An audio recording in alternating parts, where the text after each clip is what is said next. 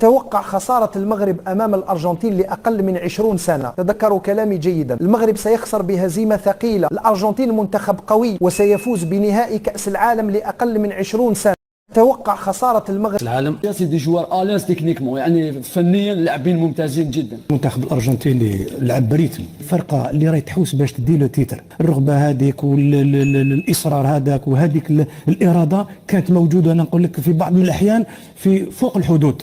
وشفنا لا بروفوكاسيون دو سيرتان جوار اللي زون انتيميدي، وهذه داخله في اللعب. بصح هذه عقليه لي زارجنتان عندهم هذا الشيء، الا بروفوك هاد اللاعبين سي نورمال باش يخرجهم شويه من الماتش. وكاين كذلك في المقابل سو لو بلان استراتيجيك. سو لو بلان استراتيجيك هو على باله، هو لعب افيك ان ديسبوزيتيف كما قال سي عمور، تلعب افيك اون ديفونس بلات باسكو كان ان سول اتاكون. علاش داير 3-1؟ هاد الثلاثي هادو داروا مباراه في يعني على مستوى كبير. كرة القدم الفريق الارجنتيني مثل المنتخب الارجنتيني مثل المنتخب البرازيلي، نعرف باللي هذه منتخبات دائما ما تصنع الاثاره في الكؤوس العالميه. الارجنتين عندها حظوظ اكبر يعني اللي تدوز باللقب. خسرها في مع المانيا في 90 بسبب الحكم المكسيكي، في 2014 مع المانيا يعني اللي ربحت 7-1. يبقى الحظوظ للارجنتين كبيره. توجور تخرج لاعبين، نشوفوا لاعبين توجور كبار يلعبوا في احدايا. نظن باللي معنا فاويه طاكين في المنتخب الارجنتيني، والمنتخب الارجنتيني نظن كما تكلم محمد منتخب، نظن المنتخب اللي عنده جرينتا، اللي يعتمد على الاستحواذ، يعرف كيفاش يمشي الكره ديالو. نظن باللي مش حتكون مباراه سهله للمنتخبين، ولكن لا ريوسي دي ديو تاع الفريق الارجنتيني احسن.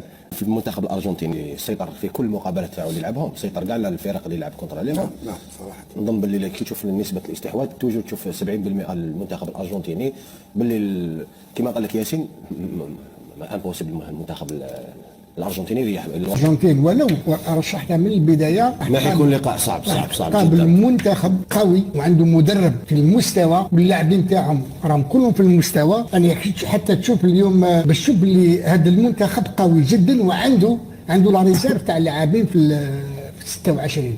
ولكن على حساب رايي انا الارجنتين باش لحقوا الميليو تيري يلعب هكذا، لعبوا 3 ريدو اللي 3 ريدو لعبوا متقاربين بيناتهم.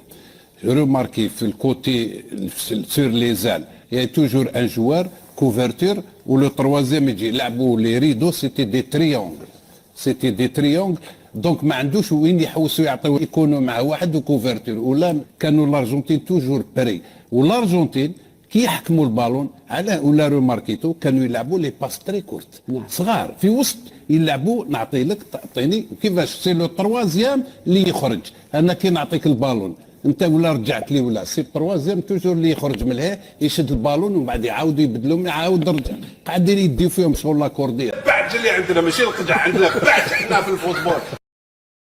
اليوم في عود نديفلوبيو الفوتبول كل دقيقه او القجع وحنا البعد اللي عندنا ماشي القجع، عندنا بعد حنا في الفوتبول. علاش المدرب هذا تاع المغرب ما شاء الله محترم، مستوى لعب ما حاوزوش وجابوا صاحب الورقه اللي حطوا. احنا هذا هو المشكل، الناس راهي تحط في ناس. على الورق المنتخب الارجنتيني يفوز بكاس العالم لان عنده تعداد جد ثري، عنده ثقافه تاع كره القدم. الفريق الارجنتيني منتخبات دائما ما تصنع الاثاره في الكؤوس العالميه. المنتخب الارجنتيني متفوق في النتيجه جماهيريا، لكن لا ريوسي دي ديو تاع الفريق الارجنتيني احسن. في المنتخب الارجنتيني سيطر في كل المقابلات تاعو اللي لعبهم، سيطر كاع على الفرق اللي لعب كونتر عليهم. نعم صراحه نظن باللي كي تشوف نسبه الاستحواذ توجور تشوف 70% المنتخب الارجنتيني، باللي كما قال لك ياسين امبوسيبل المنتخب الارجنتيني يريح الوراء ويحس اليميني ونقعدوا غير نوليو كي هذاك الديسك مري اليميني كاش واحد تتحرك نو تبدا به وتبدا المسؤولين من وزاره الشباب والرياضه والفيدراليه كاش واحد تحرك سامح لي دوك انا نهضر بكل صراحه، وين راه لي شكل كبير كاع الصفقه الكبيره، هل هذا ولا اللي كي ما جاش؟ هذيك كتر صح، راني موافق، هذه اللي كتر صح. معليش انا نهضر هذا ما جاش لان اوكي المكتب الفيدرالي ضعيف صح نقولوا ممكن ضعيف، انا نقولوا ضعيف، نقولوا اللي معاه ضعفاء نقولوا ضعفاء. انت تجي بلي السيد هذا ما يجوش، هذه باينه ما يجوش، باينه يا ناس. ابارتير دو مومون لي ميني من الفوق للتحت كاع لتحت، ولي زونترينور اللي يجيبوهم ممكن نتكلموا على قبيله ما من بناتهم يجيبوا لهم لي زونترينور من هيها صافي دير كو هذا الشيء هذا راهو ما نجمش نقول كان خلينا لا قبل شي تخدم قبل في بلادك، في بلادك ماكش منظم الفوتبول، في بلادك داير كوارث.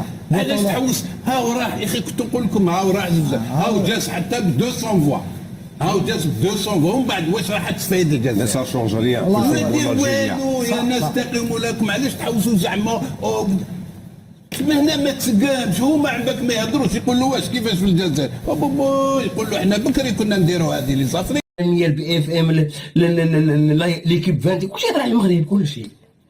وشكون طيحوا فرنسا قساوه واش تعرف ولا فرنسا هي اللي تكون، راه عندها مدارس ديال التكوين فرنسا سيري.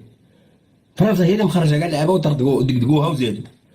تخيل انت تدقدق اسبانيا وتدقدق البرازيل وتدقدق كوريا وتدقدق الامريكان وتجي تدقدق فرنسا تولي اوروبا ودروك تولي عند امريكا الجنوبيه وتدقدق الارجنتين تجيب لاقه. راه يسموك المغرب، راه خاص يسموك المغرب. عندك حاجه مع المغرب، عندك كذا ما تنجمش ما تحبش المغرب. المغرب رفعت لنا رؤوسنا حتى ما نحبوهاش، رغم عنا ولينا نحبوها. علاش قلت حتى لو كان هكا عندك حاجه مع المغرب عندك كذا ما تنجمش ما تحبش المغرب. العالم لان عنده تعداد جد ثري، عنده ثقافه تاع كره القدم. الفريق الارجنتيني مثل المنتخب الارجنتيني مثل المنتخب البرازيلي، نعرفوا باللي هذه منتخبات دائما ما تصنع الاثاره في الكؤوس العالميه. الارجنتين عندها حظوظ اكبر يعني اللي تتوج باللقب، خسروها في مع المانيا في 90 اللي بسبب الحكم المكسيكي، في 2014 مع المانيا يعني اللي ربحت 7-1. يبقى الحظوظ للارجنتين كبيره. توجور تخرج لاعبين، نشوفوا لاعبين توجور كبار يلعبوا في احد هدايا. نظن باللي معنا فاويه طاكين في المنتخب الارجنتيني، والمنتخب الارجنتيني نظن كما تكلم محمد منتخب، نظن المنتخب اللي عنده جرينتا اللي يعتمد على الاستحواذ، يعرف كيفاش يمشي الكره ديالو. نظن باللي مش حتكون مباراه سهله للمنتخبين، ولكن لا ريسيدي تاع الفريق الارجنتيني احسن. في المنتخب الارجنتيني سيطر في كل المقابلات تاعو اللي لعبهم، سيطر كاع على الفرق اللي لعب كونتر عليهم. نعم صراحه نظن باللي كي تشوف نسبه الاستحواذ توجور تشوف 70% المنتخب الارجنتيني، باللي كما قال لك ياسين امبوسيبل المنتخب الارجنتيني يريح الوراء ويحس. إذا الجزائر تربح المغرب بالنسبة لنا كأن ربحنا كأس العالم، ماشي ماتش عادي، هذا ديربي الروح ديربي التاريخ. 30 مليون جزائري تستنى غير هذيك الفرحة. يعني مش بالضرورة أنه عندك الجمهور معناها تكسب المباراة، لكن يظهر حوافز كبيرة للمنتخب الأرجنتيني. أنا خايف، هو صحيح المرشحة لإحراز اللقب. المغرب ما خلى لنا شيء، المغرب معناها كل أول بطبيعة الحال نفرحوا للمغرب، ولكن هكا أنا حسرة صغيرة. معناها المغرب دخل التاريخ من كل البوابات، معناها الرابع في الوحدة في كأس العالم اللي تعديت. إذا المغرب حدث استثنائي، المغرب قاعد يبهر فينا، المغرب العالمية. شوفوا المغرب. السلام عليكم. لا تنسوا الاشتراك بالفيديو والاشتراك في القناة لنستمر بنشر المزيد إن شاء الله.